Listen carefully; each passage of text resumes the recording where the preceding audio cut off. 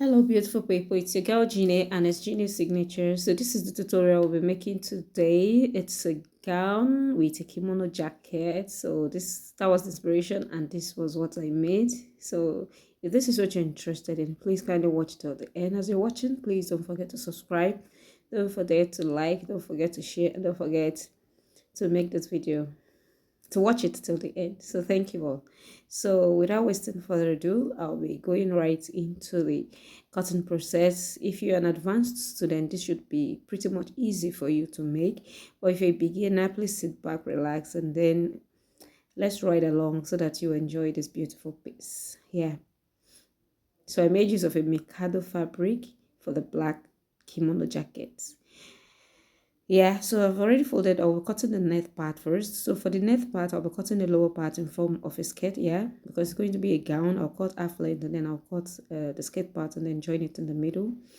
So this is what I'm trying to get. So now I'm not making use of my pattern master. You know that net is quite funny. So I just measured my waist to hip and then my waist to knee.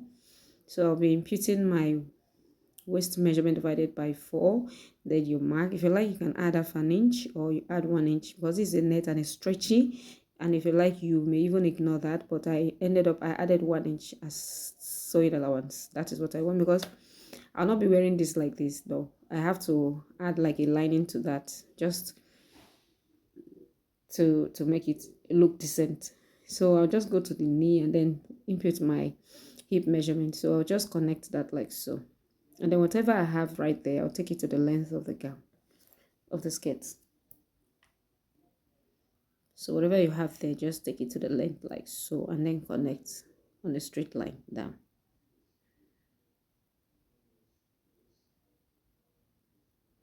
So I'll be cutting this out. So I'm cutting both the front and the back together. So you can see the back that it has is longer or wider than the front because I've added the zipper allowance to that. So that is why I'm just using a stone to kill two birds so that I will not place this and then place, because this fabric you just need to be careful and all.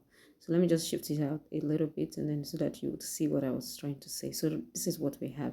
So right there on the knee line, that is where my slit will be getting to. And then I just marked in half an inch like that because I'll be folding that half an inch for the back slit. So I'll just cut this out like this and then slit the zipper side open because that is where I'll be adding a zipper.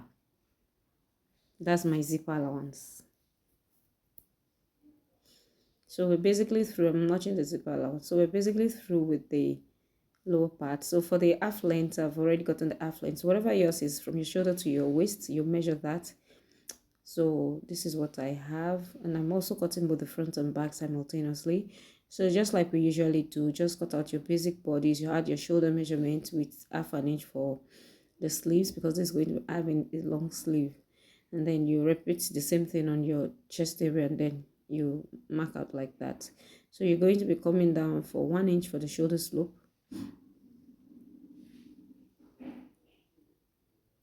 and then for the neck width, because it's going to be a turtleneck, I'll be making use of 2.5 inches. If you like, you can use 2 inches depending on how you want that to be. So I added half an inch on the shoulder for the joining allowance. For the front depth, I'll be making use of 3.5 inches, and then for the back, I made use of 1 inch because it's going to be a turtleneck. So now I'm trying to cover the armhole for the back and the front. So for my bust line, I'll just divide it by 4 and then add 1 inch sewing allowance, just the way I added for the skirt part too. So I'll now divide my waist by 4 and then add 1 inch for sewing allowance. So you can know that this one is not going to be having any dart because it's a net. It will give you that fitting naturally and it's stretchy. So there's no need to put that or anything like that. So I'll just cut this out like so. So I'll cut out the neckline and the armhole for the back first before adjusting that for the front. So let me just separate this and then slit open the zipper area.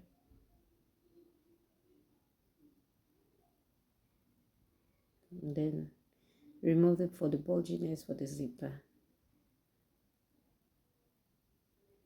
So this is the back, and then for the front, let me just quickly readjust the armhole and then the neck depth.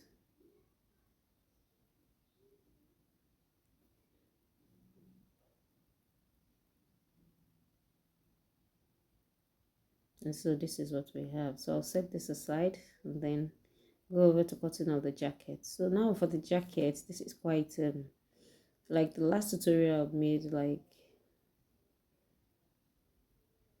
so just fold your fabric because I'll be cutting both the front and the back together. There's a tutorial I made the last time. The same way I folded it is the way I'm folding this. Just fold into four, making sure that the shoulder part is not open. So this is what I have. So for the neck width, I'm making use of 3.5 inches. Sorry, I had to readjust the camera. So for the neck width, I made use of 3.5 inches. And then for the neck depth for the back, I'll be making use of 1 inch. So this is not going to be having any shoulder slopes because I don't want that place cut open. So what I will do is just to come down for my sleeve opening. So you can see from the thumbnail that the sleeve opening was quite long or wide. So I will be making use of 20 inches from there. So that is what I just marked.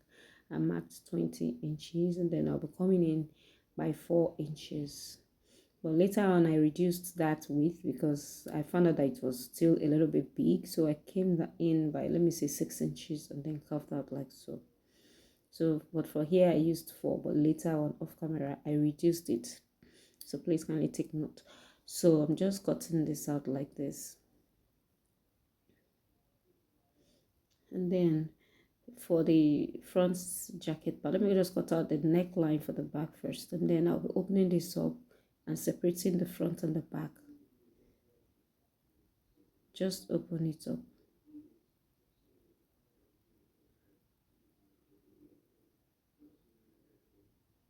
like so. So just to separate the front and the back, align the sleeves properly. Sorry, my table is not it's quite small. So just separate it like so. So you see that the neckline is showing right here now. So we have the neckline for the back. Now I want to get the neckline for the front. Now for the front, because it's going to be open, it's not going to be closed. So for here, I'll be marking 1.5 inches. If you like, you can make use of 2 inches. But I discovered that after making use of this 1.5 inches, I always like the way the band for the front is, the collar. I always like it.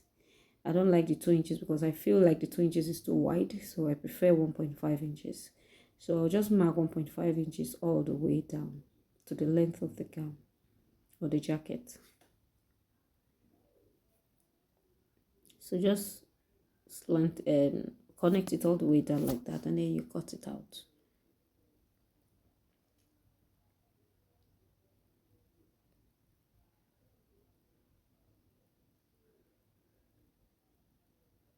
Like so.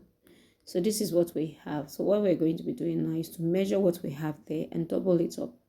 So whatever I'm going to be, I'll measure this. You know, it's going to be 2 sides. So I'm measuring one side like this up to the neckline area, and then I'll double it up and then go ahead to cut out my collar. You know the way we do this collar thing. And that's why I didn't show the video. So just cut out a long strip of what you have there, and then you're going to be sewing it. So what you're going to be cutting when you're cutting is not going to be 1.5 inches, it's going to be 2 inches on fold. So after cutting it out, and then this is how I attached it all the way around. So I'm going to be using my serger machine to do all that. So for the sleeves, I've gone ahead to join it and then folded my sleeves as it should be. So you can see, and I've joined the sides. So for the side seam, I will just open it up like this. I iron this out because I'll be making use of this side to form that ruched effect that it has on the side. Now, I didn't show you how to sew the neck because we all know how to join all that. So I think, but if you don't know how to make a turtleneck, I have a tutorial on how to make a turtleneck for this net part. So for this part, I'll be coming up by 17 inches, and I'll be using my chalk to mark that now. So just mark it out 17 inches. That is what I'm making use of. So I don't know what yours will be depending on the length you're working with. So for this one is 17 inches, and then for the allowances, I'll be folding it in like so. So I'm going to be running a stitch on it like that to take it on both sides, and then I'll cut out some strips and then push it in through that hole, and then on that line that I marked for that 17 inches, I'll stitch it down to hold the ropes in place. I've done a tutorial on how to do this, so it's quite easy to do this just to achieve that ruched effect. So that's what I would do here, and I would repeat it on the other side of the jacket. And that is how we arrived at our jacket looking beautiful like this. So if you enjoyed watching this tutorial, please don't forget to subscribe, don't forget to like, and kindly watch out for my next tutorial. Like I always say, this is Genius Signatures. Bye.